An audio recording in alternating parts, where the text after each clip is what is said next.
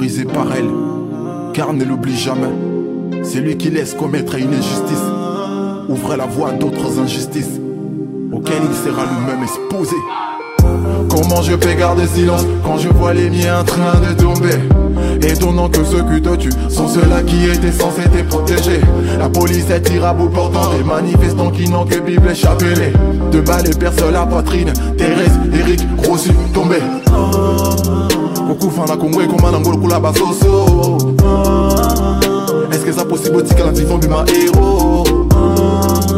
Ton coup ici vraiment basé, n'a pas frérot. Ne défendez pas l'homme, défendez les idéaux. Le peuple récite des prières en engrainant des grains de chapelet. Aïe des arbres, mais la victoire est calée pas à avec des ceintures de balles, nous avec des croix derrière les abbés. Enlevez votre arsenal, respectez vos lois, wapi ma baie. Défends un peuple sans armes, pourquoi tirer à bout portant? C'est vous les policiers qui devraient protéger les marches pourtant. Vous tirez sur de mères, de pères et des frères et des enfants. Aucun respect pour l'église et les choses pitié tout baisant. N'attends pas que ça brûle chez toi pour constater la chaleur. Regarde comment ça brûle chez les voisins et comprends la douleur. Comment vivre une vie donc on n'arrive pas à s'y border? Pour ceux qui sont partis, repose en paix. Comment je peux garder silence quand je vois les miens en train de tomber? Étonnant que ceux qui te tuent sont ceux-là qui étaient censés te protéger. La police est tire à bout portant des manifestants qui n'ont que Bible et chapelet. De balles et perce la poitrine, Thérèse, Eric, Rossi, tombé. On couvre la Congo et comment l'angole coule la basoso. Est-ce que c'est possible aussi que la vivant du ma héros? Ton coup ici vraiment basé, n'a pas frérot. Ne défendez pas l'homme, défendez les idéaux. Les frères sont partis, le cerf reparti, les enfants partis, les mères est partie. Nous sommes nombreux car nos intérêts sont en commun. Et si nous sommes derrière les abbés, c'est parce qu'ils agissent en citoyens. Comment je peux garder silence quand je vois les miens en train de tomber? Étonnant que ceux qui te tuent sont ceux-là qui étaient censés te protéger.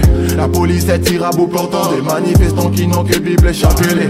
De balles et perce la poitrine, Thérèse, Eric, Rossi, tombé. On couvre la Congo et comment l'angole coule la basoso. Est-ce que c'est possible aussi que la vivant du ma héros?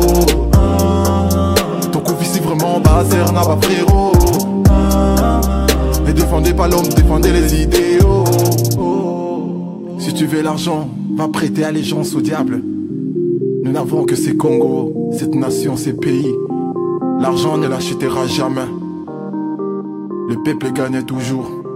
Rossi, de la part de ton frère Balacosta.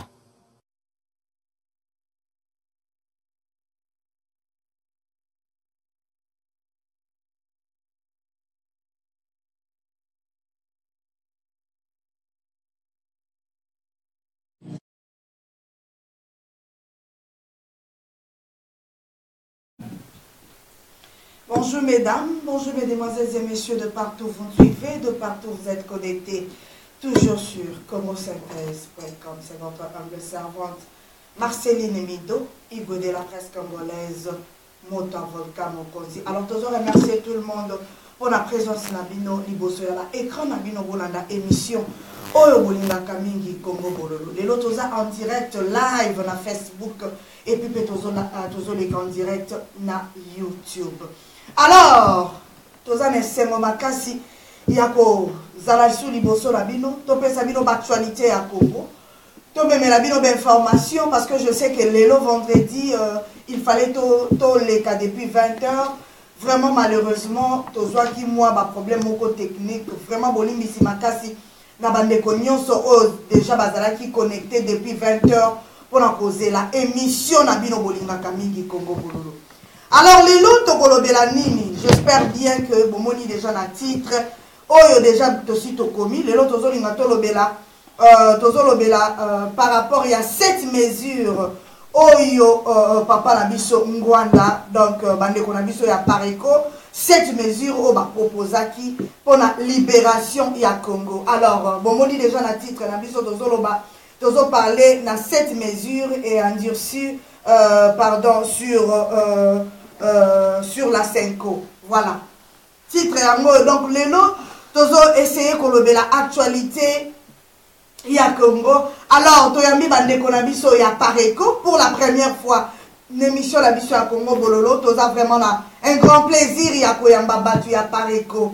Na yebi ke na yambaka bandeko nyonso na sina yamba bandeko ya Moïse Katumbi, na sina yamba bandeko ya IDPS neti bata IDPS kudu na yamba bango mingi na yambaka ba résistant, na yambaka ba combattant. Alors pour la première fois nazo yamba bandeko na biso ya Pareko. Alors bazali ba papa na biso oyo vraiment baza déjà ba yebani na bango na kati ya diaspora je dirais. Alors pour nayo mutokota la biso peut-être pour la première fois okoluka oyeba ba papa na biso baza bandani. Alors pour la première fois bandeko tozo yamba bandeko na biso ya Pareko onazo kele ko introduire mais na ko sepela bango moko ba se présenter parce que ezali première fois to yamba ba moto mususu présentation on a kopesa et kozala pena mobimbate.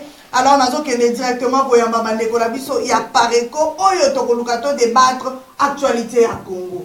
Tokoluka vraiment tokota la profondeur par rapport à cette mesure oyo epesamaki epai ya bandeko na biso ya Pareko na groupe la bango o bauti kosala mikolo oyo tokoluka to découvrir yango ensemble.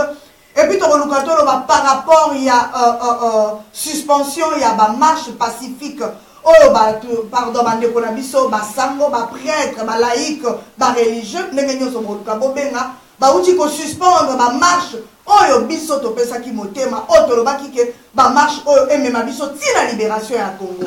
Malheureusement toyoki ke ba suspendre yango. Alors boyebi bandeko na biso ya Pareko surtout papa Ngwanda oyo alobelaka toujours occupation oyo adénonçaka toujours alobi ke mboka oyo ezali occupé. Il faut toujours soulèvement populaire, bamemaka yango na ba marche pacifique. Alors voilà en 2018 pour la première fois, tozo ke le koyamba bandeko na biso ya Pareko, ba papa na biso bazalaka matata makasi, je sais que lelo awe kozala moteza ko pela na émission la mina Congo Bololo. Na yebi ke mituna oyo tokopose ezali mituna oyo bino bopesi biso. Oyo biso pena tokopose bango poto luka to solola po balobi likambo ya Congo ezali likambo ya kosolola. Ozana motuna na yo opposé tozui yano. Alors lelo vraiment tozana bato bazana habilité ya ko répondre na mituna o nyonso bokozala nango na pokwa na lelo. Alors un grand plaisir na bandeko na biso o tozui na pokwa na lelo. Alors yo ndeko oyo otala biso so ozana besoin de poser question na Facebook poliment sans insulte, sans injure. Parce que Congo est pour la Macabouana. Alors on a été directement pour recevoir Papa Labiso pour la première fois. Papa Soko s'est présenté na bandeko Oyo, Bakolanda yo, Bisoto Yebio, Batupe ba Yebio. Mais pour la première fois, Papa l'émission Labiso Congo Bololo, comme on a voilà. Merci d'abord maman Marceline, ami de Kopé Sanga Penza et Tandonayo, Kopé Sabiso et Sika Oyo. Vandi lelo vraiment ba plaisir union César pour la mission balé nga komonanga papa Libita Libongo nazali conseiller régional ya Pareko na département ya communication, c'est-à-dire quand je dis conseiller régional c'est-à-dire na ba mboka nyonso yo ya anglo-saxon si vous voulez bien, c'est-à-dire Irlande, UK, Mobimba, Tina Suède, nga nazali conseiller régional en matière de communication. Merci. Wow. Vraiment, alors, tu as extrême gauche, extrême gauche, pardon, Toyambi pe papa na biso, papa Soko s'est présenté Congo na yo, et puis mon salani no salama na Pareko. Merci maman Marceline. Et c'est mon mimi gozalelo na plateau na yo. Yes. Ngai komo na ngai papa Filemon Makileka. Mingi baebinga les Filemon batu ba kata yango filo, donc babenga nga papa filo. Et voilà, Nazali SNL Koloba, secrétaire national exécutif chargé de la mobilisation pour jeunesse na Pareko. Donc, SNL, SNL. Donc voilà, donc, et SNL, c'est-à-dire secrétaire exécutif, secrétaire SNE, secrétaire national exécutif, chargé de la mobilisation et la jeunesse. Voilà. Alors, papa Langai, excellent makasi, pour pour la première fois, émission la biso pour Ebika Congo Congo Bololo. Ah, ben là, tu retournes à Mituna Nyonso, au peuple congolais, Zalarango, surtout pour la première fois, malgré Moki Makabiso, Moki Makaïva, la bande de Moussou, Bakuta Nanga, Babi Mamoza Amuta Pareko. Batu Moussou, Mamoza Amuta Idepes, les Lopana Yami Baka Pareko, excellent makasi. Na solo na bino papa poto mona bino kaka na musika ndenge bopelisaka moto na baradio na bino moto eza se kopela boliko boma moto te alors lelo pena to recevoir bino na maboko polele ndenge na yambaka batu misusu ndenge pe to recevoir bino santé ya pare ko eza na ndenge ni na bandi na papa na biso libita donc pour faire bana mkozi na bandi na mokozi voilà na bandi na pafilo voilà merci maman Marceline. Yes. Santé à Paris ça très bien.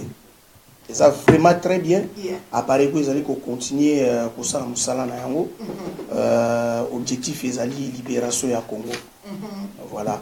Et à Paris ba résistant oui qui plateforme ya résistance c'est notamment au à CNRC. Yes. Conseil national de la résistance congolaise to lobela yango na tout le ya masolo na biso. Le santé à Paris ça très bien. À Paris ils ont continué au Kendebisika nyonso ba congolais baza luna Asie ezali na Corée botami na Afrique na bamboke belé santé à Pareko pour na za mukuse o eza télévision vraiment normal santé ça très bien.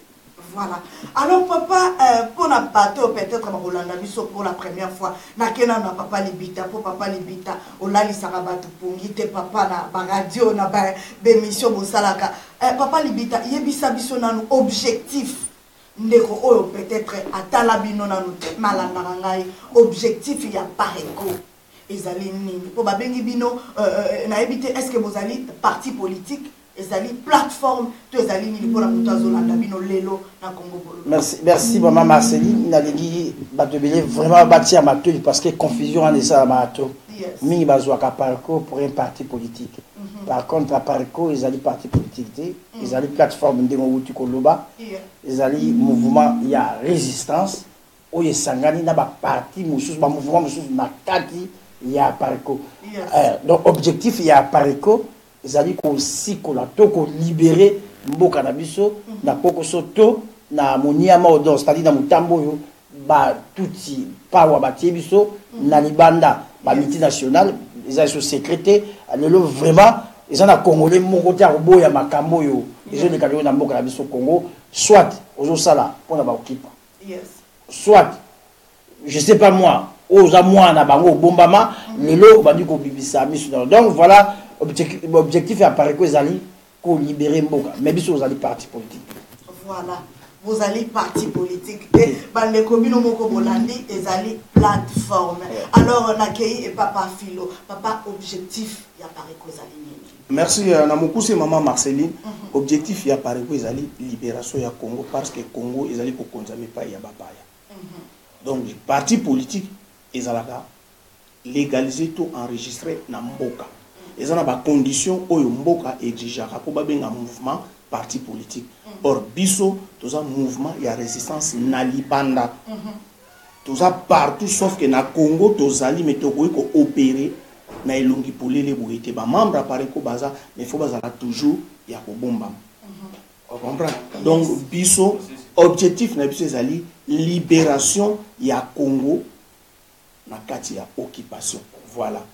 Donc to bundelaka likambo ya mabele ya Congo to libérer Congo kati na occupation.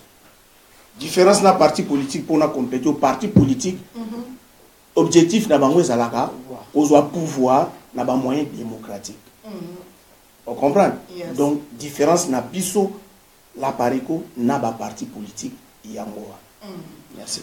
Alors papa tokei na na motuna na biso pardon na titre na biso apoko na lelo et par après mituna ekoya parce que toza na mituna moi ebele tomo ibolobi awa cette mesure oyo boutaki papa na biso ngwanda autaki ko annoncer na peuple congolais alors bato balingi bayeba cette mesure ango est-ce que togo kena na mesure ya liboso ezalaki nini deuxième mesure on peut s'abisso au limbo la momuke et tokotuna mituna par rapport à cette mesure. Potoye bibino ne bandeli, voyez la kibiso makambuya ya Minduki, je ne sais pas si je me trompe.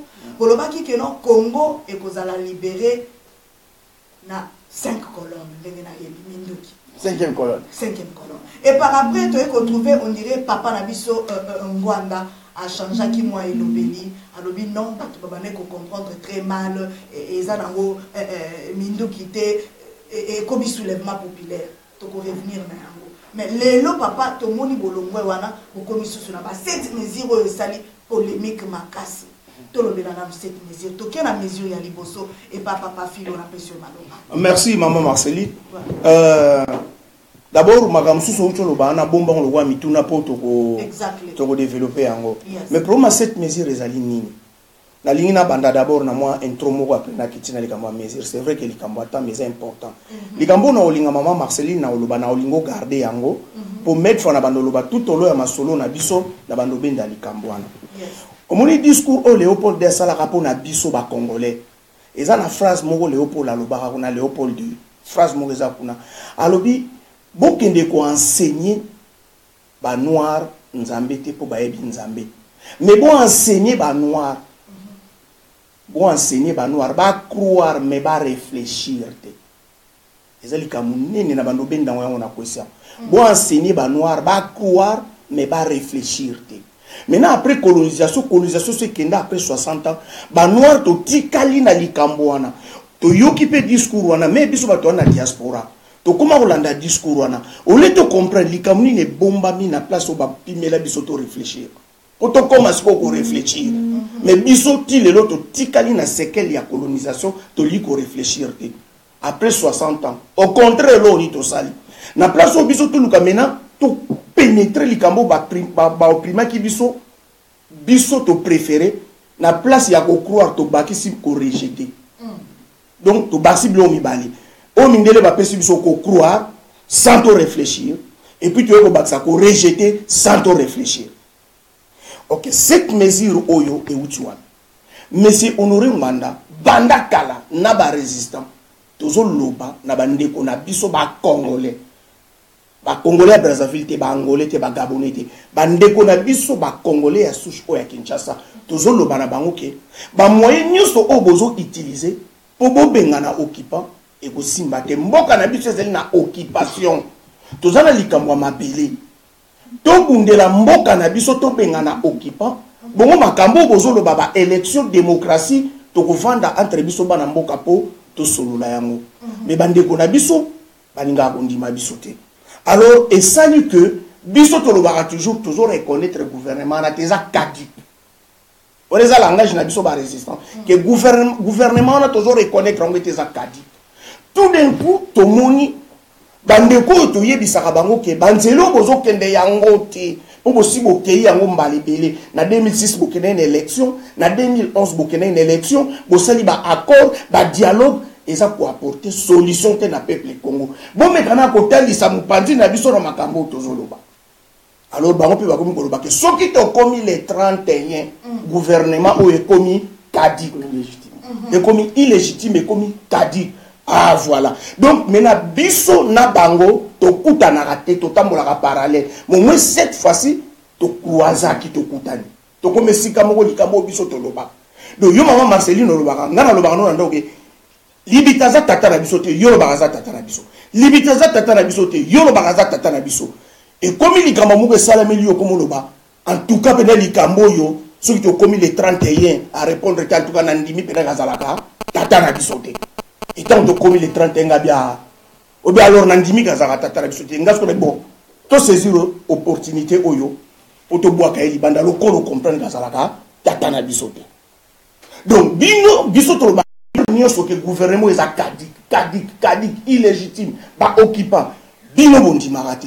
Mais bon les 31 oyo, so que le gomo restalamité gouvernement oyo, ba corps expiré, gouvernement commis cadik, tant to commis les 31 lobo biso lobaka écoutez na lobo bino bolobi mais sonoré nganda lobi alors to saisir opportunité alors na tilibino lokola to komi sika moko liloba moko alors tala travail na tilibino poto vendre sika moko poto sala force to bimisa bato bolobi bakomi kadik o biso to bakabanda kala bazalaka kadik ozona nanga mama Marceline ngai na yo na bandeko balandi ngai na yo to weli likambu to welaka likambu tout d'un coup to moni ke photo vanda to sola na koyaka te mama Marceline boto bongisa photo vanda kamen to bongisa à la folie to sangana batu nyusu balekaka na yo kabang to sangana à la folie il ne propose absolument rien. Mon monsieur Honoré Mbanda a proposé quelque chose. Il y a une proposition, il y a 7 mesures. Elles sont pacifiques, mais elles sont efficaces. Ok. Dans l'église, on a nos premières mesures. Première mesure, la suspension volontaire et provisoire de toutes les activités officielles des partis politiques à partir du 31 décembre 2017 à minuit. Cette mesure vise à marquer notre désapprobation commune du régime illégal et sanguinaire d'occupation, ainsi que notre ferme détermination de nous débarrasser du système odieux d'occupation de notre pays. Et lui, voilà ça. Le collaboration que Banzela nous sommes simité au bouquet na élection, dialogue. Cette fois-ci, le collaboration comprendre que comme il a dit, alors pour stopper ba makambo bozo sala ba activité politique. Pour tika yango pour tout sangane sika moko. Pour tout bimisa cette fois-ci bato oyo occupation. Donc bon stopper ba activité politique pour mboke za na kati occupation. Les gens quoi ebembe kufeli biso na kati ndako maman Marceline okene musala na yo okene filmete papa libita okene musala na ye ya kipecherte so to za na miniser tam to permettre pour asala kaka cercle. Donc première mesure ya mwana misonore nganda zo senga lokola pour comprendre pour lobby que le gouvernement est comme caduc alors botika ba activité politique bo stopper yango poto sangane sika moko to bibisa bato oyo babima bakende première mesure yango et puis so roza na mutuna to papa libita roza na likambo bakisa ezo dépendre na mutuna na bandana na mutuna kaki papa filo papa koye la biso ba cette mesure ezanga bete mais mutuna ezali que bato balobi ke papa ngwanda na ba politicien bayokana kati avant peut-être papa moto osenga oyato na ba proposition na yo ocha likolo a mesa il faut to mona kana nuke il faut relation moko boye connexion moko boye alliance moko boye ezala entre bato wana mais tout le monde a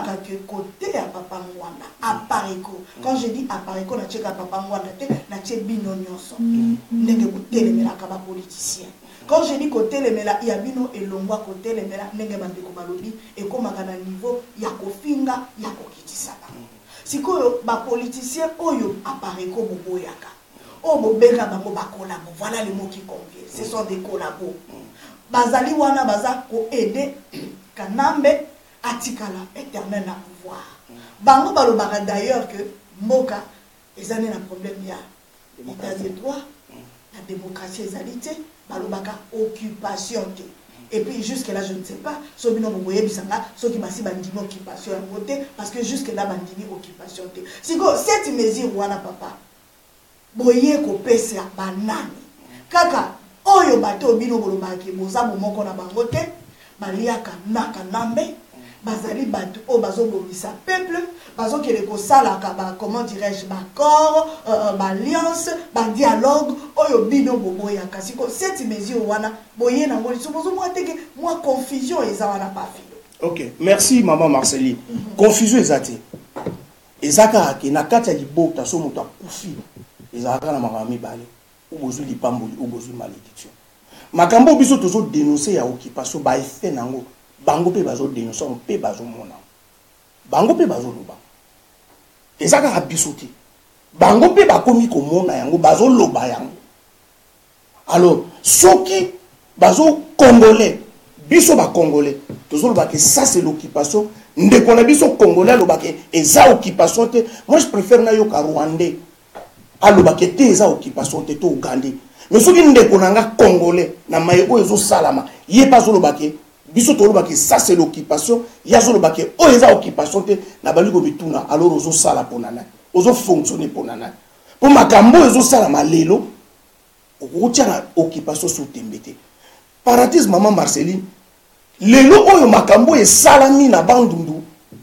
alors tomoni bato mosusu bande kobundisa keza occupation te po ekomi na province na ye allez s'exploser alobi ke no te mboka ya solo pena mboka eza na occupation ntango ekomi na Kasai makambo basali na Kasai bato basentir babi non alors bata poto ba na raison vraiment oyo eza occupation ntango tozomona Ruberwa aye na mboka na biso oyo toyebi ete chef coutumier banomaka ye te ezalaka pouvoir moko héréditaire mais aye babengani bato baye na population bapose place wana pe bazwi banome chef coutumier yozotia makambo wana tembeke eza occupation te maman Marceline eza yango grave te mais tobanika komituna yozosala mpona banani bon bango bapoliticien wana maman Marceline baa bacongolais l'air nyonso baza koakize mais Honoré Ngwanda to biso ke alingaka batu te alingaka kosangana na batu te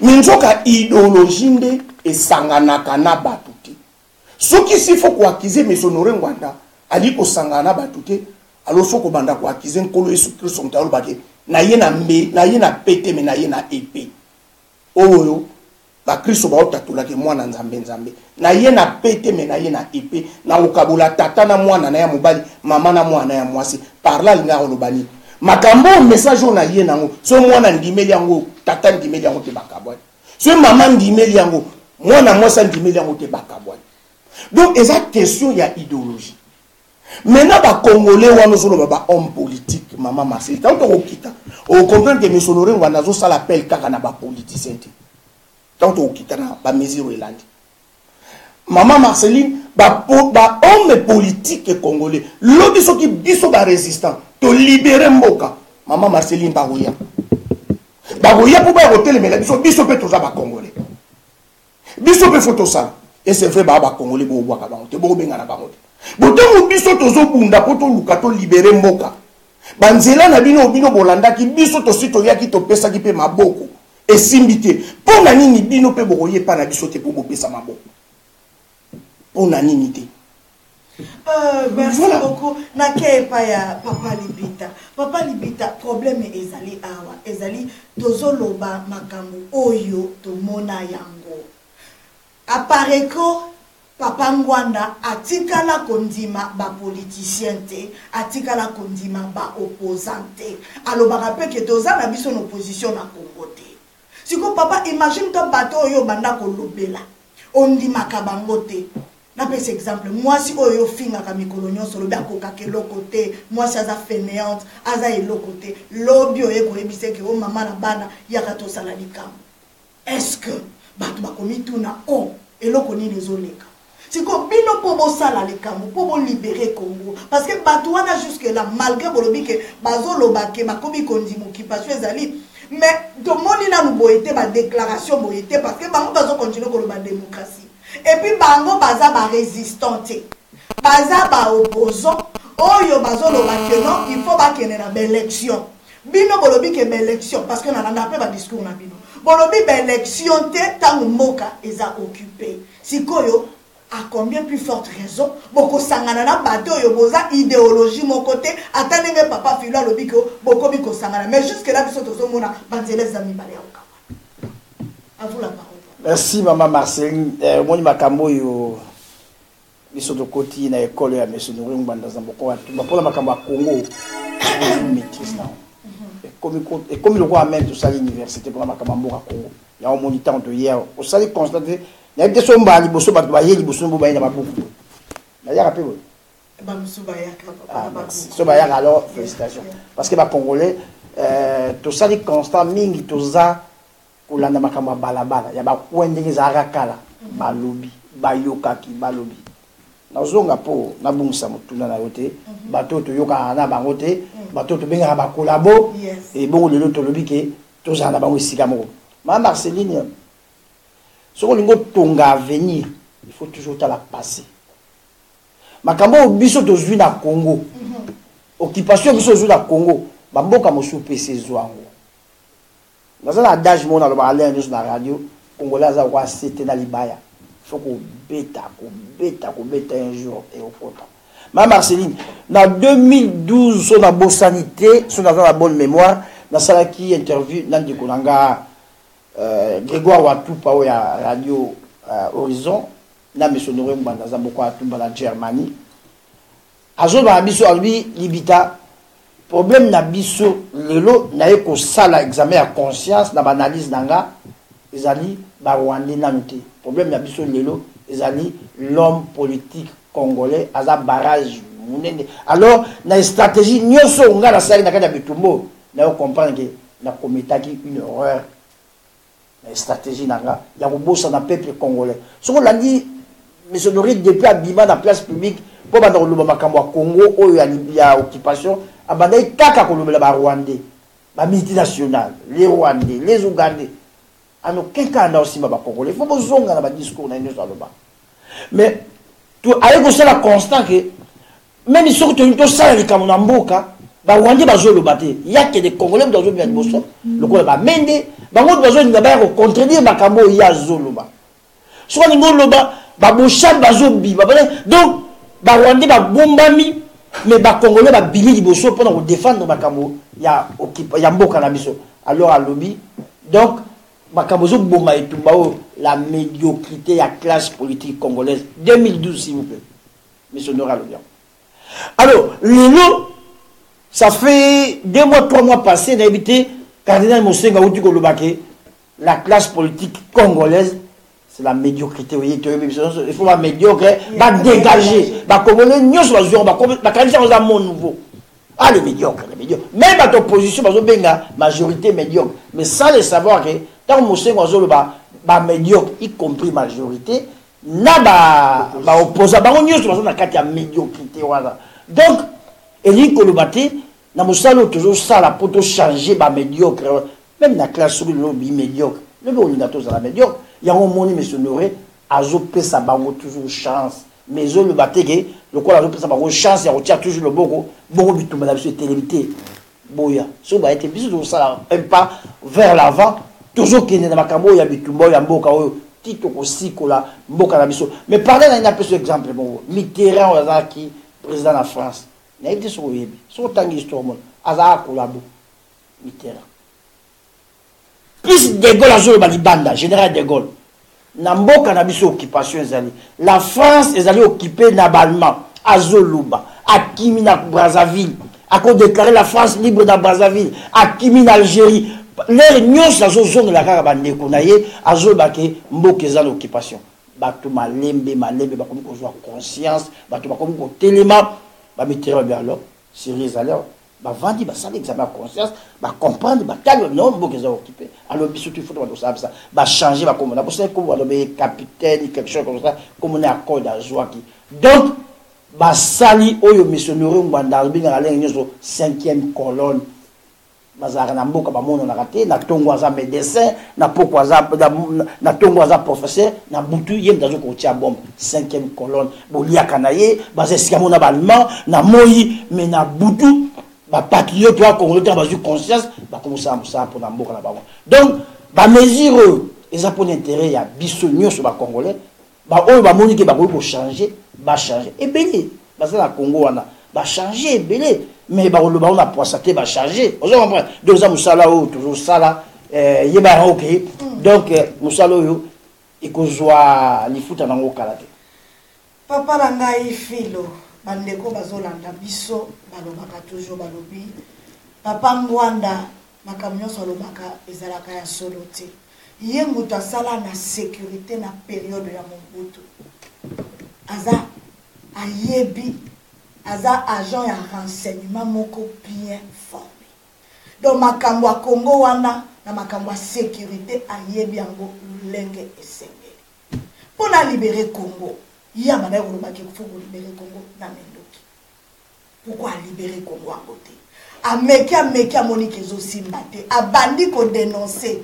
papa le loi paraît que c'est 12 ans vous allez 12 ans 10 ans 12 ans par contre depuis juin 2005 voilà donc presque 13 ans donc 13 ans papa libita papa filo ya ko dénoncer et puis bato bachaki motema bayebi ke komona papa Ngwanda oya travailler na Mobutu oyo babengaka à l'époque Terminator c'est-à-dire pour la Colombola, occupation de la Congo, et c'est le communiqué. Mais 12 ans, côté Kuna ya IDPS, balobi opongi ya bébé. Côté ya papa Mwanda pe, na ebite ya kota na mai, na sa mai, a kota libela. Pouf, toye komo na papa Mwanda lobi ke non na sengi, bande kona biso boya to sangana. Aye ko senga nani Félix, oyo papa libita na radio mikolo nyonso be Kongo ya Chilombo. Tomi tuna katolobi combat ya Pareko ezalaka contre papa Etienne, contre Chilombo, contre communauté internationale na comment dirais-je marionnette na bango au Kabila batila biso na pouvoir ou bien ezalaka pona bango. Soki totali kaka radio bende lokoti okuta papa libita obe Chilombo Félix Chilombo batu balobi papa Ngwanda abandaki na papa Etienne. Soki Mobutu akimaka ndenga akimaka wana azalaka na posa apesa papa Etienne a continuer. Mais papa Ngwanda alingaka papa Etienne te alobi te tata oya kokozwa pouvoir te. Biso moko to ebilo lengeni na kosala batu balobi soki au moins bapesa ka Tshisekedi mais l'occupation est commis jusqu'aux dents. Mais le tokomi na niveau te donc papa Ngwanda akoki kolobelo ko moko te po soki ko mwezindi azali parmi batu bazindi sa Kongo papa filo Kongo bani bala. Maman Marceline BBC ba sujet belé na mbalabo la mutula na o évoquer sujet ya papa Etienne Tshisekedi et que balinga ba pesa e pouvoir papa Ngwanda boui o évoquer sujet ya na mekika ko expliquer bino li solo yango ndenge banditi na teka ko senga papa Ngwanda alobaki azana ba soldat voilà alors OK tigana banda ko kabula maman Marceline problème que on a ba congolais bazo comprendre bazo réfléchir pour ba comprendre enjeu ya bitumba otozana profondeur mozindo ya bitumba otozana bazo zwango ka pepele soki ba congolais balandaki na bokebi mbanda po ba comprendre profondeur mozindo ya bitumba oyo bako condamner papa Ngwanda te au contraire bazo tala na mopanzi moko or fallait batala pe mopanzi mususu ke monsieur Honoré Ngwanda ça fait au moins 20 ans azali banda ba procédure oyo azo meka c'est vrai azo kutana ba kokoso mais atiki biso diaspora te batuto libanda te toujours azana biso azo bundana biso mais côté ora bazo tala ngote or lobby soka linga kia kogai pe kozonga na mboka ndenge bandeko ne mususu basala akepe tranquille ake ovana asala na ye o basi ba solliciter plusieurs fois côté wana bozo tala ngote ke pasi moi butu azaka kana biso ba contre temps na ba stratégie mazo continuer congolais zo tala côté wana te.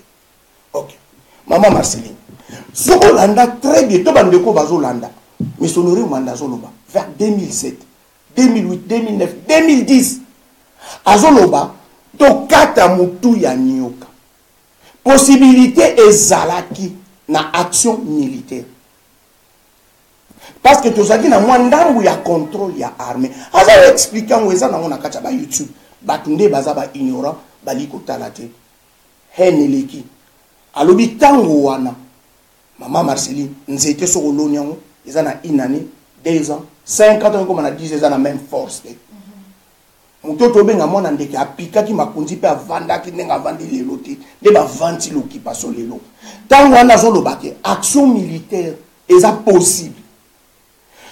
Pour ton information maman est-ce que na bandeko baltali na yo na yebiti so yebike mais Honoré Ngwanda na Bruxelles a réunisaki ba militaire nyonso bazalaki libanda a bengisaki bango na hôtel royal pour solola na bango talisa bango situation mboka ezokendela mais kaka biso moko ba congolais tango Kinshasa yoki yango ba occupant ba kina Kinshasa tango Rwanda yoki yango batinda moko ya biso ka congolais olinga koyimta ya na mbongo po ya kosomba basoda wana nyonso mingi bazonga Kinshasa lelo mingi bakufa et mingi mususu bazana kacha ba prison mais étant que stratège à limité ayi kotala ete na lelo à limité maman Marceline et le photo féliciter wana limité alobi lelo action militaire ya ngomoko est commis pratique mais impossible parce que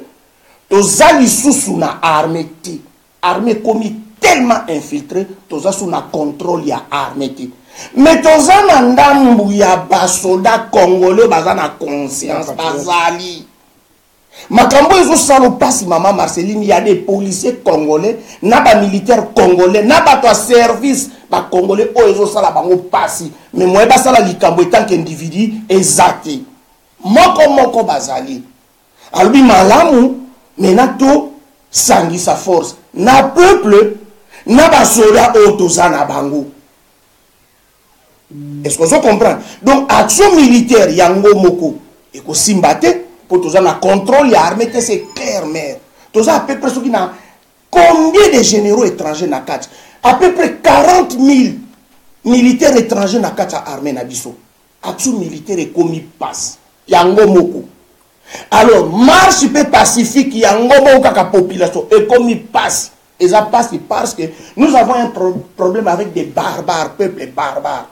Oh bazo boma bazo ezolobela bango lokote ko boma mutu ezolobela bango lokote mais malamu to fusionner force wana na population na basodo oyo ya ba congolais oyo tozana ba ozolanda mer alors il faut qu'on féliciter mutu abongo oyo soka meki oyo amoni kokoso atikite 12 ans papa Philo 12 ans nazoya mère non mère nazoya mère nazoya nabi parce que boza ko mesurer ampleur ya combattre yango bozo tanga mikolo mère mesonore ngwanda apesa jour te pas pesa délai te maluba délai moko toza na ngweza libération to résister tito libéré date moko to résister tito libéré faut vous féliciter.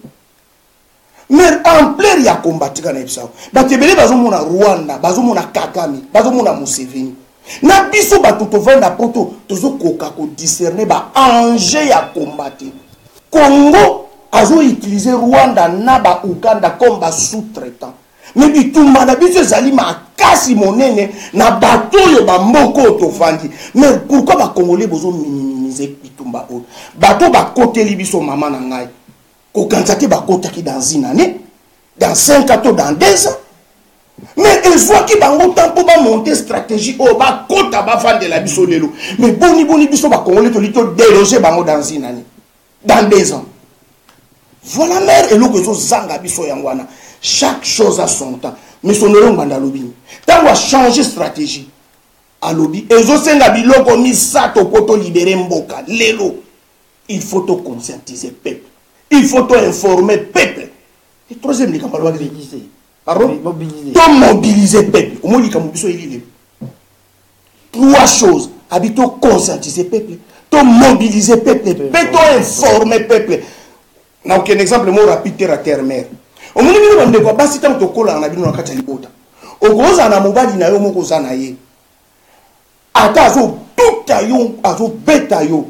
Mais ceux qui n'ont pas été nano boye tata biso ba ndeko mibali to bundi to kama lobi ba benso ba bien to moni na kwe to moni lisusu Marceline to moni kuna na kwe mais muto mwana mwasi bundi saki biso kuna mais mukolo conscience na yo ko ya olobi ka lor banda lelo na boye yiba ko boye mais monsieur Laurent banda ko soit ti exemple ya esclave yo na kombo ya kumbaya abi kumbaya ba liberaka ye sans ye moko se libérer abi la libération c'est d'abord mental kumbaya ba liberaka ye sans se libérer mukola monaka maître na ye yakala kumbaya songa kana esclave donc il faut pour muta se libérer il faut avoir information a ba conscientiser a conscience a information a ba mobiliser ye mbera lobi alors nzokanaza Mumbu na likambuboy ami bimisi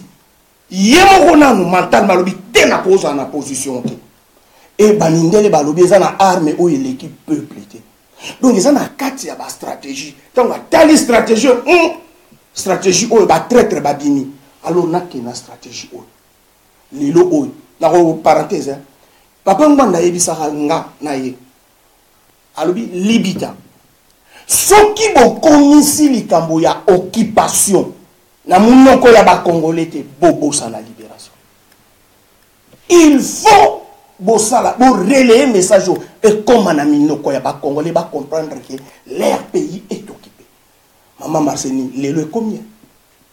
Lelo est combien, maman? Napesa na maloba et papa libita pa filo balobi ke bandeko na biso baola na biso balobi ke bino dio na bino boza matata na koloba bolandi papa ngwanda na koloba kitoko meba action de papa libita problème oyo congolais même soto lingi totala ba commentaire na Facebook batu nyonso bazolela kaka action papa ngwanda depo bandi koloba mukolo nini papa libita motuna na ngezali boye bato bazobunda sur le terrain bino bolima bakote eza bato bazobunda sur le terrain eza na bato tozala bandeko na biso neti ya rassemblement oyo bazobunda sur le terrain lelo oyo tomoni mpe balaïque bazobunda sur le terrain mais soki totali titre oyo balobi ke boza koendurcir le temps sur la 5 alors eza nini au juste bato bazolanda biso problème na bino liso na 5 eza nini bolobi bato babima 5 ameki azobimisa bato mais bino tozali na bino papa toza kolia kitoko balobi mokonzi na bino papa ngwanda oyo tolingaka mingi physiquement boye tomona yete bino mope balobi papa libita babingaka yo na bafilo mutu bomonaka ye sikoyo papa même baconférence baconclave bosalaka bomonake boye te batielaka bino kaka ye azoloba siko papa akiti sur le terrain te pourquoi ameka kobunda etake mwana mboka mais oyo bazobunda 5 botelemeli bango oyo bazosala malamu te okoloba nini papa. Merci maman Marceline ndenge utotuna papa Makeleka otuna moi mitune ebele na invitation na banda na wapi donc mais na osala effort na répondre yo na mutuda no aliboso lobi action ezosala mate apareko osala action te ba résistant ba osala action te mais ngana ngi bisa oki omoni musala oyo ba résistant donc apareko et puis bande ko ba surtout ça na quand il y a Conseil national de la résistance bazo sala ceux qui tozala gité tant sur le Congo toujours mettre la basolo musu tant toujours déjà masi bakata était ndam de bakata Yougoslavie mais oyebi moto soki te kingo ezangi mayaka oyebi ndenge salaka kingo ezangi mayaka mona raro za na ngola te donc le lo ba congolais biso banso na sala toute ta personnalité ce qui me sonnerait banda zalaki te na situation de Congo basi bakata yango omoni mukando na memelio crime organisé en Afrique centrale me sonnerait banda komi mukando yo na 2004 yango ba congolais photo tangaka akomi mukanda oyo na 2004 crime organisé en Afrique centrale mais makambo me sonnerait banda komi na kati ya mukanda oyo Euto salama kalate ba kongo ba komolela tomoni na yaya Ruberwa ba nommé chef coutumier Islamade mais ezaliawa monsieur Noa salve na kamo que na côté ya minembo ba sala plan banda kala ba vanda esika mo pona bango ezambo ba sala territoire depuis 2004 ba tchao on ba congolais ya on to lobi ke poto libérer mboka il faut to libérer dans le congolais na kata moto tant que tu libéré mental ya congolais vous a passé na zo ma kamolobi ya action quand éviter so missionnaire nganda ça la action il faut vraiment ya katola ça que non to sali action to sali action te kanambe baraté kanambe maman Marceline oyebi mboka aux États-Unis d'Amérique et lukaki tata o babengaka Fidel Castro pour baboma Fidel Castro na service ya ba américain basala tout pour baboma Fidel Castro barata Fidel Castro 535 fois na bien 535 fois la grande puissance l'Amérique a raté Fidel Castro 500 même tout le monde a le bagardé et puis ba le bagardé ba ko le peut-être de le parce que et ses 8 ans et puis tata Rwasa a coupé 535 fois donc monsieur Norin banda na misala nous tout ça là avant surtout rataillé doit surtout raté to lobby to salbot mais na kisha soyo ka bazoba ke bakangi basoda ngban mais bino mo ba banda ata wala ndanga za basoda te bon Kinshasa ta bakangi basoda ngban ndana kosa Kinshasa to biso to kosa to zanda tata moko za na Belgique aza analyste militaire na otanga communauté bozo e baïga to bozo e baïe so bolingi so pusinga na otanga communauté Jean-Jacques Wendo mais ko le gars qui a salaki mikanda moko alobi tala nganda na stratégie na ye akangisi ba major akangisa ba soudé belé parce que ameka oyo simba ta ameka oyo simba mais le même bango bazo bo nganda za ba soudé bongo bato ba mekaki ezaki banana oui toyoka pa kangisa bana ya bato belé bon po ya za ba takangisa ba po ya za ba soudé takangisa ateki bango ndenge maman Marceline ezali na congolais moko tie je donne mon bras à couper ezali na congolais moko te atelemi makambo ya Congo to atelemisi peuple lokola monsieur Honoré Ngbandaza Moko Atumba. Donc d'abord moi nous ayi na pouvoir na 2001 Joseph Kabila autour de Joseph Kabila mais na kombo na ye politique kanana moto liboso akinosaki makambo wana na mois de janvier tant batie na pouvoir na kombo ya kanana c'est monsieur Honoré Ngbandaza Moko Atumba.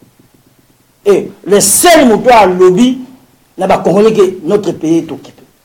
Monsieur Norongo. Mais tala ngongani les yeux. Tala livre ba comme en 2004, bazo ça biso na solo en lobby, mais biso la congolais toujours. Mais na kambo ba koma kiano. Makabazo ba congolais, so ni bombe la congolais ni kambu, pour on a mukanda. Alors au lobby makambo papa Tshisekedi, au lobby makambo ya Félix Tshisekedi, radio na biso, Moussa Nango, Félix Tshisekedi, amona ni kambo. Kofinga, mais ma Marceline na banzi likambo yo oyebi yango biso za ba congolais. Pesama na biso te ba bantu moto ko ngana ko ndaka dina ba finga katalo wa Tshisekedi il faut to bossa na ba congolais bazo bossa na makayembeli critique bazo ba monter dénonciation bazo ba monter injure pe bazo ba monter bazo ba différence bazo ba ça la différence le rwandais le défunt papa Etienne Tshisekedi que son âme repose en paix mais ça qui moto ordinaire te azaki homme public moto ya bato leader. C'est-à-dire que si on tambusa bato azo mema bato dans le bunga mais il faut bato basala la critique il faut que surtout le bétan peuple tika le pourquoi na radio télévision bendele au moins tondo le ba mingi pour na papa Etienne Tshisekedi na linda le bango le parce que mingi ba to critique pas mal papa Etienne Tshisekedi étant politicien de biso to yebi asa politicien munene na mboka na biso mais a commettant erreur moko oyo tilelo na kati ya makambo oyo ezo causer biso tort. Il faut qu'on y ait. Mais c'était ce qu'il dit, na 82 ans, basali IDPS, ti na 97 ans, azo bundala état de droit. N'a sympathisé à IDPS, sont ah on a beaucoup. Biso mto yamba ba Omer Kamba, ba Kibasa biso mto yamba bango. Na ba Descartes, ba Dani Lunga. Moi c'est dans la lamba biloko ba Messi Kibasa ba ndena ngo. Na sympathisé c'était ce qu'il. Donc ce moment dans le milieu du Cameroun, de 82 à 97, papa Etienne Tshisekedi dans un combat na kati na mboka Congo, c'est vrai, la dictature ezalaki, il y a état de droit. Mais là on dit sali. Tant que ba côté biso na mboka na 97. Papa Etienne Tshisekedi akendaki vers musée Laurent Désiré Kabila. Abi bateau ba ye futa ba mbongo, ba zonga baza bato na biso te ba paya. Je sais cause qui est ba problème, ba relégat qui est même après non. Mais tant que zongi na scène politique, papa Tshisekedi a bossé que le combat a changé, l'ennemi aussi a changé, mais papa Tshisekedi a toujours la même stratégie, la même technique à Obundisa. N'est-ce pas Mobutu, n'est-ce pas Obundisa qui partit le lot. Au moins une grosse erreur Rwanda et même biso même yango tomona. Même bateau bazo qui est là, il dépêche des communes d'Amdabo. Pour bazo continuer toujours la même erreur Rwanda. Bazo quand c'est combat à Mobutu ça. Comment Mobutu c'est qui na 97. Donc comme il a combat ya binemi et puis bateau va compter sur la mboka. Baza batu na biso te. Donc il faut changer de stratégie. Au moins ba Mandela. Ba bundaka combattant pression yé makasi na ba mindel bazo tsa ba pression ba changer. Ba peut pas kinda bandé parce que non il faut changer. Pour na suki ça. Na ina pese Cameroun na landa qui na émission na. Na supporter vraiment moto on a dit pour mais vraiment na zo boire le baf. Mais c'est Tchakodia. Au moins un homme politique. Tant que je changer parce que mouvement leader Azarani a projeté au monde dans les bossos il faut la vision il y a 10 ans mais c'est là Tchakou Diana Babiso Azobunde la Grand Kassai là le Grand Kassai tu as cette analyse accompagne ma caméra za Katamboka à mouvement accompagne que le pays est occupé les photos de la nation tout le monde sous Grand Kassai accompagne les il faut toquer les Makambo le pays est occupé est-ce que bateau yo Béni ba Félix tous ces gens là il y a des occupations. Il y a des non, pas Congo, pas ventre. Et lobby, Il y a toujours la vérité, il faut circuler. Quant à 5 ans, toujours 5 ans, à la vérité. Problème, c'est à la vérité. Donc, pour ce 5 ans, le but, c'est une élection. Donc, on va dire, petit, on va moukendi. Qui ont dit, pour rien. Pourquoi quelqu'un n'a pas de solo, n'a pas de message, n'a pas de petit, pour pas y avoir solo là, parce que, on va camboter. Il y a un truc, il faut pas jouer à la sécurité. Pacifique, mais très efficace. Pacifique, mais très efficace. Donc, on paralyse l'appareil à l'État, et puis, il y a la condition sur le plan populaire. Et puis, il y a des sur le plan populaire. Papa Libita.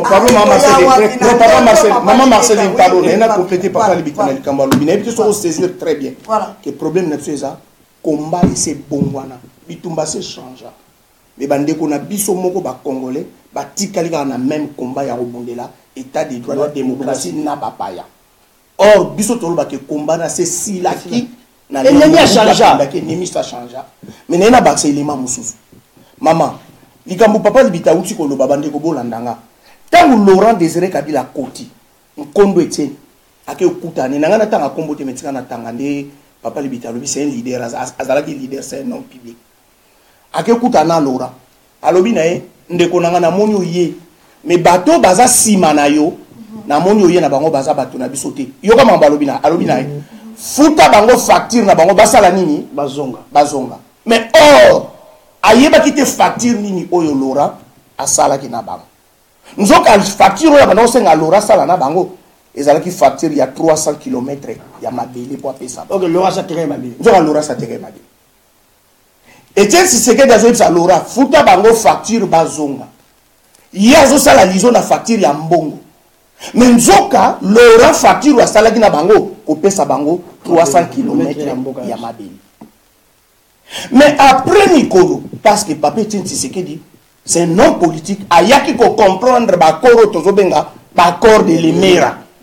Ayaki ko comprendre que mutu asalaki ba corps moko ya mabe na bateau. Mais le même bateau, oh ya ba futa facture.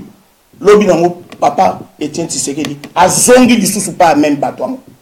Oba ya kutia na kiboko ake kosola na ba oyoka mubaka lobaka ngo bisote mubaka salaki 2 ans kuna akene na masolo mais raison na YouTube mais c'est ça la politique papa bon? Mère politique etambolaka bongo c'est merci donc politique bopesa mabele na bino te bosolola bokende kosolola so boko retrouver solution voilà mais la kopesa mabele wana eza bino de bolobi yango ba code de l'Emera otanga ba code de l'Emera code de l'Emera na yebi yango mais nazoloba sikoyo soki bino bolobi ke bango bapesi to boyite tiko côté na bino solution cette mesure oyo baya te biso toujours continuer kokende na bandeko sikola ngai na tuna bino sikola cette mesure oyo soki bango bayete parce que appel on dirait à liboso au papa ngwanda salaki est-ce que ba répondaki to ba répondaki te appel moko to mona papa ngwanda salaki asengaki opposition basangana. Non, appel mais sonoré manda salaki yango alba qui attendre la main pas ya opposition yango a proposé qui cette mesure. Voilà. OK. Voilà. Mais elobité que ceux qui bango ba répondre té na cette mesure oyo allez biso to libérer mboka to va stopper. Yango nazo tourna ba répondre té bino ba to sangi. Ba oyo ozana raison.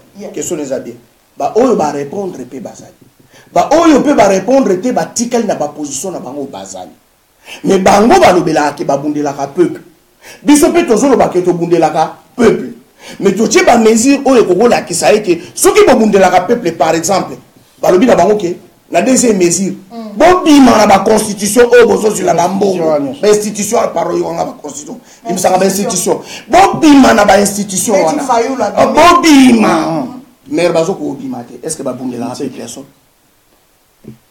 pour ba institution na c'est comme katik bobima tu batikali bango na bango mama eza lokwa yo na papa libita botelemi et devant mère olibo sala mariage yo kitino lobi na otenga na kena pasteur to mère okonyo osasa mariage libalo sana soki une fois bango balobi ke babundelaka peuple bakelobelaka peuple po ba institution ko mi kadik ba bini na bango bato na soi-disant ba majorité wana ba majorité présidentielle wana batikali bango moko Monte que madame ko institution to ko kwesta yango. Mais on dit peut-être papa ngwanda mema yango publiquement boy.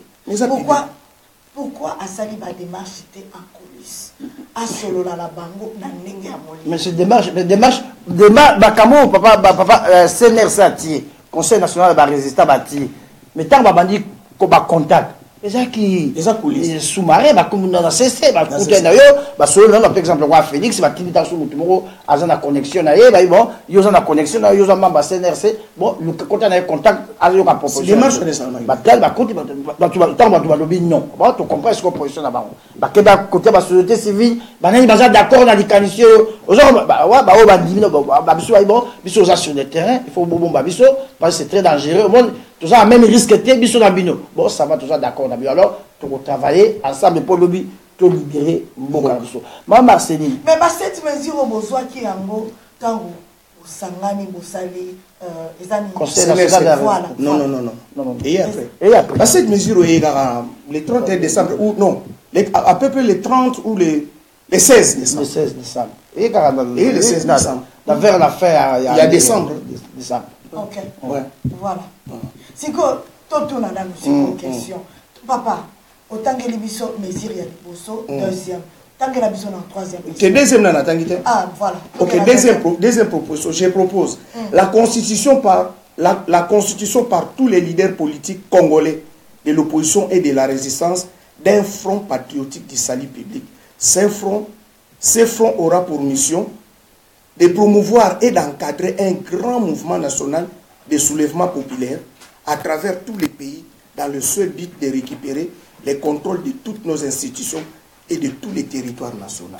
Le Ligo Laxa, c'est une activité politique pour stopper. Na bino ba homme politique, na ba société civile, na biso ba résistant, biso nous tout ça la front moko o missionnaire on a proposé que front patriotique du salut public. Bon, tu vois que tu as activité sans que ça n'ait pas la cadre moko boko to ko ko bongisa poto kende poto banda ko bongisa makambo poto kende na or moko ya bien poto kende ko bundela mboka na biso a proposé pe cadre donc yangwa bengi front patriotique du salut public toké na troisième OK toké na troisième nzambi to ko soka mais de autant tu sais peut-être ou bien de sora mo OK toké na troisième merci le retrait de tous les opposants politiques congolais de toutes les institutions publiques en vue de les vider de toute forme de légitimité nationale et internationale. Les parlements, les sénats et les gouvernements avec les entreprises publiques sont particulièrement visés. Donc, les vrais Congolais au bana sénat babima, les vrais Congolais au bana parlement babima, au bazana ba société publique à l'État babima. Babimi bango nyoso to paralyser mamo machine. Qui a 4 mbamba pour na mo l'air ba comme ça la signe. OK, 4 mesures. Je déclenche général d'un vaste mouvement de désobéissance civique dès le début de l'année 2018. C'est-à-dire il y a désobéissance civique désobéissance civique sur toute l'étendue du territoire national. Ce mouvement concernera tous les fonctionnaires de l'État, tous les militaires, tous les policiers, tous les enseignants du niveau primaire, secondaire, supérieur et universitaire, ainsi que tous les Congolais du secteur privé. Et le mot là, ça va la classe, beau kendete, beau fouta minervalte, au courant, au foutate, boye, au foutate, ba militaire, désobéissance.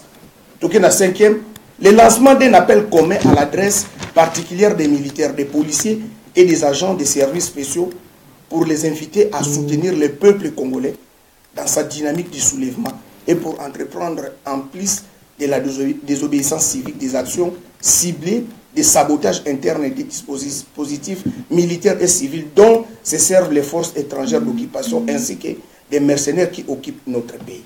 On a cinquième, sixième, le lancement d'un appel commun, le moment venu au peuple congolais de l'intérieur pour l'inviter à s'approprier les symboles du pouvoir, en occupant notamment dans la capitale les sièges des institutions et les symboles du pouvoir tels que la présidence de la République, palais de la nation, les parlements et les sénats, palais du peuple, la primature, le building de RTNC, sans oublier les gouvernorats dans tous les chefs-lieux des provinces. Et puis c'était mesure la mobilisation de la diaspora congolaise. Donc on a besoin de Poto pour envahir Peto comme ambassade sur les alliés.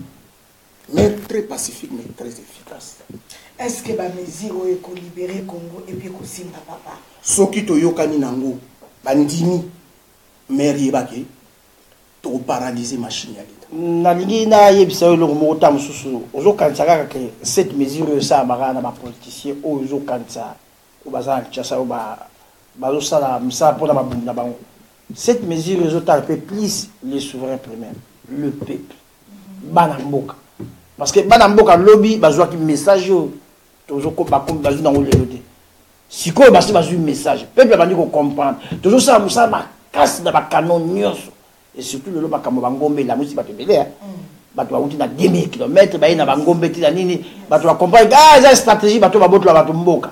Donc mais makambo messionnera le bango na 2004 ba congolais ba olam ka la police ko bon vaut mieux tard que jamais les lots comme na position yo yango to lobi lelo même yo maman Marceline il faut tika makambo za la journaliste net pour za mboka na biso ba politicien congolais ozo mona wana ba osai le route parce que makambo bazo senga basi ba sala et puis ba occupant gouvernement est en place et au pesa bango pouvoir te bon makambo na zo bisa donc Congo wana yo za libérer lobby na bana mboka na ba patriote lokola yo bande ko go biso nyoso ndeki to zalia wa biso to libérer lobby mboka donc ko tia mutema na ba politiciens congolais wate d'abord ba politiciens zo mona bazana ba crédit ya ba nyongo bazwa bazana makambo ebele gouvernement ba occupant za imayele a piégé qui déjà ba bien avant asi auto benga na linga asi ça ba ba touche sur meki ba sali au chantage sur meki aucun à prison pour un oui pour un non ba ko kanga alors ko bikisa Congo lobby ba congolais nyoso na ba di vous appelle le banara suka na zo ba parce que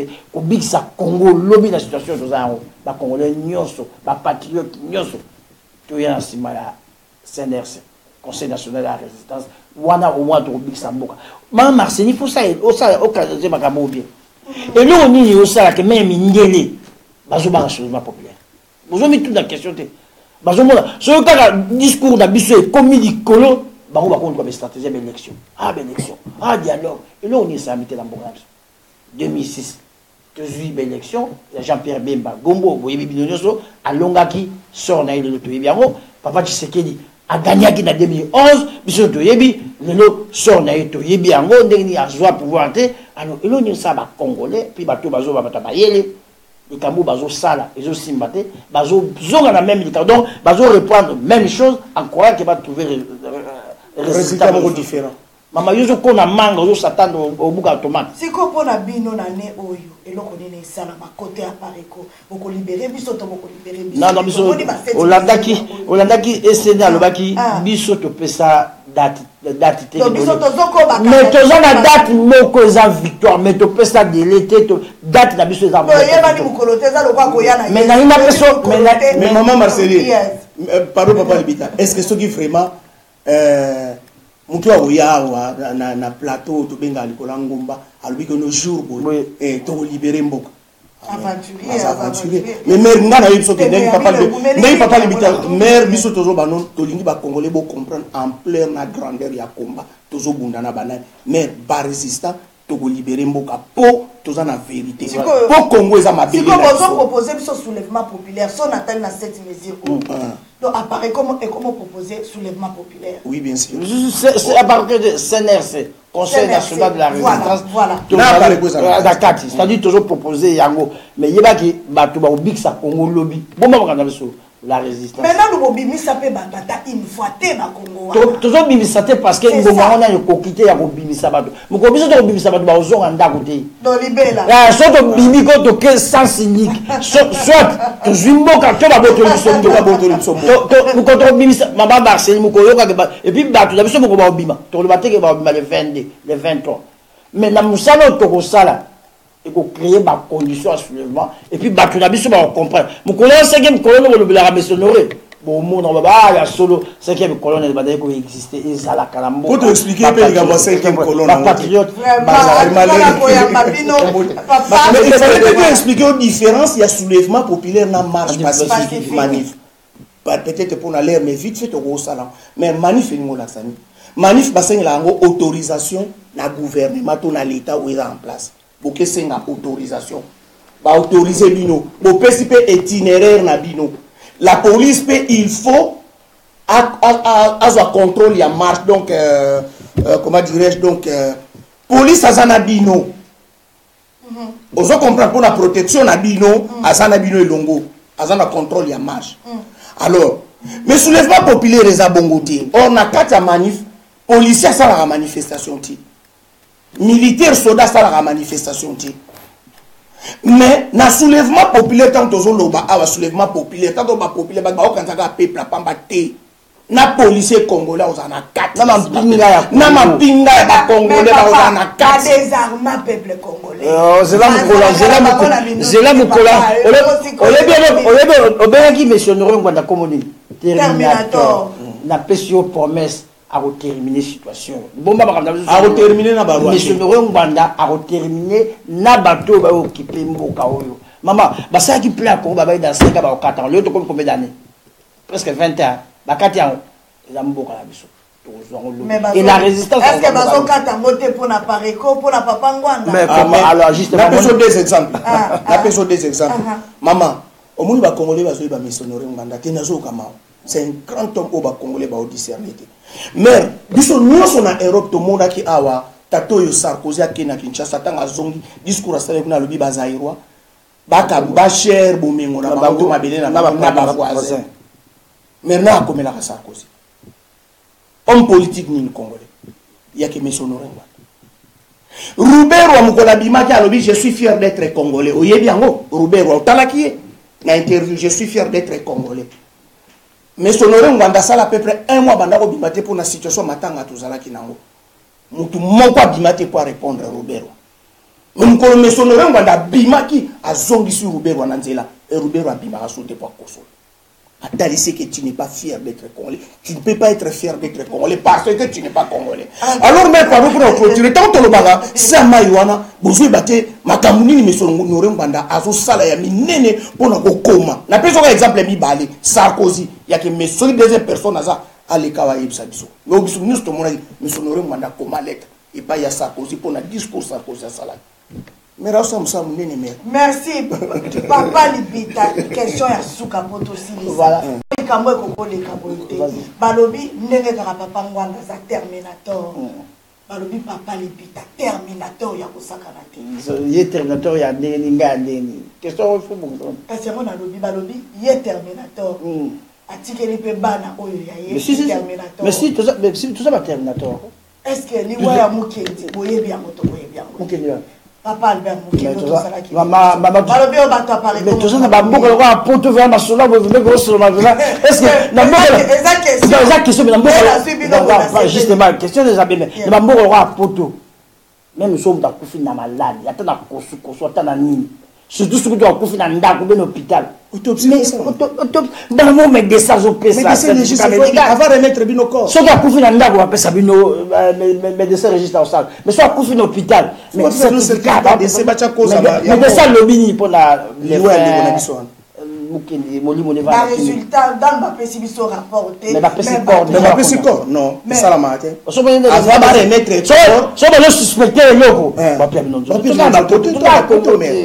ya de bibo ba Congo il faut botika basula na yena ba buke be pour la sayo Charles Nana Europe crime essentiel au Congo pour comment Cameroun mais sur le Congo monsieur Norin Ngwanda a commis en 1978 98 ainsi sont les derniers jours du maréchal Mobutu maman nanga ezali na congolais moko sali na gouvernement de deuxième république lobby a commis ba mabe na bango basalaki na bulamu na bango basalaki yaki monsieur Norin Ngwanda zamokwa c'est pas n'importe qui vous ça na été vraiment c'est vrai pas filo retirer émission et lokoli lokoloba na bandeko balinga ka papa Ngwanda bandeko oba ndimaka misala ya papa Ngwanda et puis message ni ngoko pesa na bato oyo ti lelo oyo bango bazo croire que solution Congo ko te pas ba politicien solution Congo ko te pas ba opposant ya fandi na ye atalela kaka lelo a rassemblement lobini tosimbi kutu bakwe musute to mituna bilo makama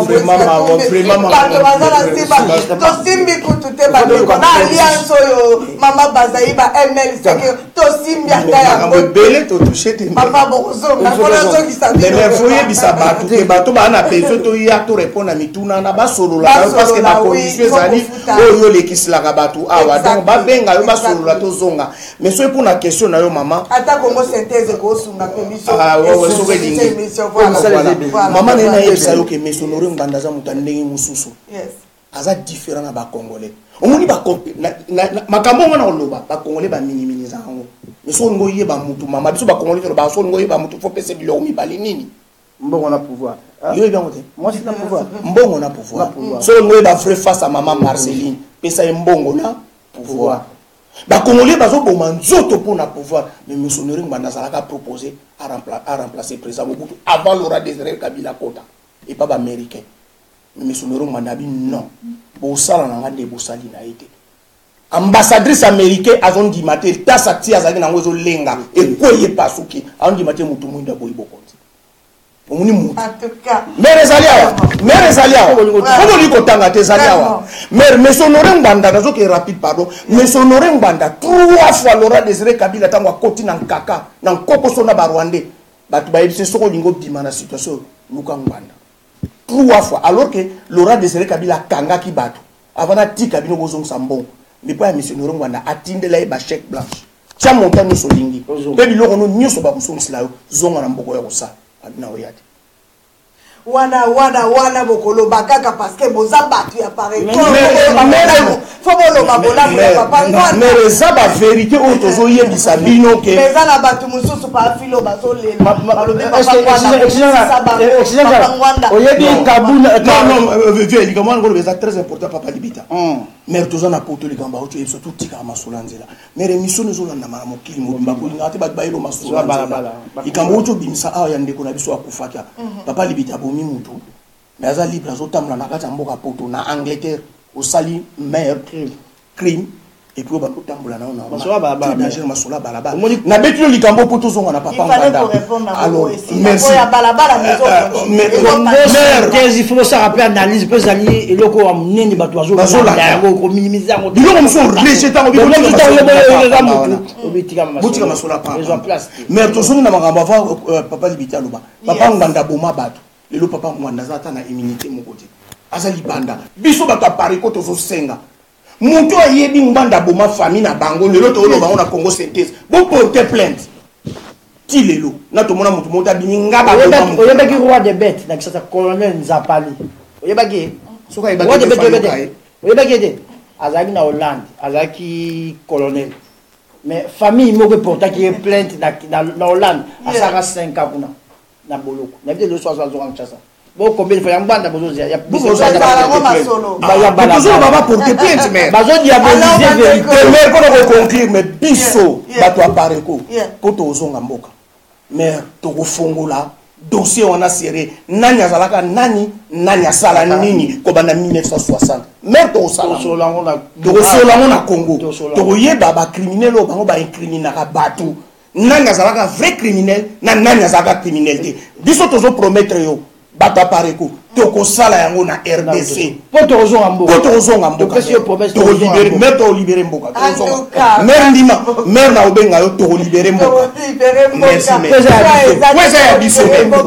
en tout cas un grand merci na papa libita na epsa ki bilo ke mote kopela mais bokozonga papa fo ba dossier estilité bozala ba dossier belé un grand merci na papa Philo alors bandeko bino moko bo monito yambaki bandeko na biso oyo vraiment babundela kamboka bango babibengaka ba résistant boyoki mituna obo mitunaka bango oyo bayanoli yango alors prochainement tokobenga bango lisusu po plateau ya Congo Bololo ndenge papa langa lobi ke mama Marceline kozala net tenga naka journaliste résistante. Ah, merci, félicitations. Alaki sa position. Papa na sa position parce que makambo soko laxi position te. Mpougoumou Imer. Soko laxi position te Mpougoumou. Chauve-souris.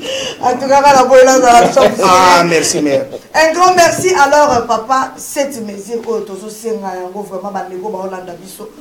Tomeka osangana balobi division eleki mingi toya tosangana yo moto boyaka yaka nano opusana pembe pas meka pena recette da biso to kila d'élection tozo qui fois pas meka recette tozo meka basango ba meki baboyi yango yo yaka nano totalawa po balobi ko kanga mutu fo bokanga eboye ezala musika te donc a mikolo misuka na cette mesure po papa Rwanda abebeli biso tomeka soki ko libérer Congo mais souci na biso papa ezali Congo ezala libéré souci na soon ezala libéré bande komiri kuto abenganga babi mais maman mukolo nini plus de pèse na pari ko sangana moye ba sangana ezate wana si ko tantanga trois fois mère dans quel cette plaisir bon kasi ba Félix to kasi na cette plaisir en tout cas bandeko makambo eza bamona ki ko pala ngade cette mesure emoni tout congolais oya moni ki aza prépa bundisa ba paya to mona ki bango donc biso nous avons pris dans fou maboko na babulo mais bato po bazan na ba besoin ben terrain na bango bazo défendre ben terrain bazo défendre peuple et boy ba que vérité le bureau bi mana pour ça to comprendre nani azo défendre peuple nana défendre ventre d'ailleurs ne vous en faites pas oui bana. Merci beaucoup na papa na biso libita merci na pa filo en tout cas pa filo yo petoro yamba yo na cadre ya église kimbangiste parce que aux appels à dossier makasi awa bosi bokomisa Kabila 4e président au Kimbango alobi papa tozala pe na bosenga na yo oya ko éclaircir likambo oyo alors bandeko bozala toujours connecté toza na deuxième émission tozo ya na président au Kito ya Congo Support tolobela suka makambo ya politique. Un grand merci na bandeko au Bolanda Kibiso. Tout le monde est là prochainement. Toujours na bandeko na biso il y a pas de résistant. On va continuer comme on la mboka. Tout le monde est là prochainement. Merci beaucoup. Bye bye. Bye bye.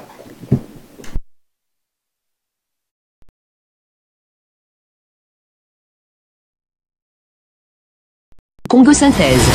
La synthèse des infos de la RDC, l'Afrique et le reste du monde. Une seule adresse. www.congosynthèse.com.